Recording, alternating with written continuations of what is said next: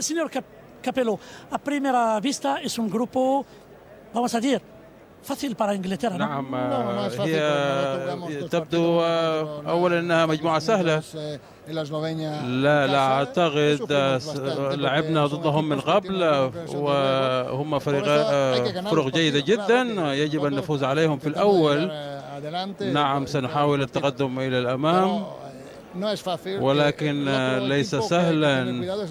والفريق الآخر الذي يجب الحذر منه هو فريق الجزائر. إذن فرق لها شخصية قوية، لهم كل الطموح للوصول بعيدا. لا لم أرى، لقد رأيت مباريات بسيطة فقط، لكن لم أرى مباراة كاملة. يجب علي الآن أن أدرسهم جيدا.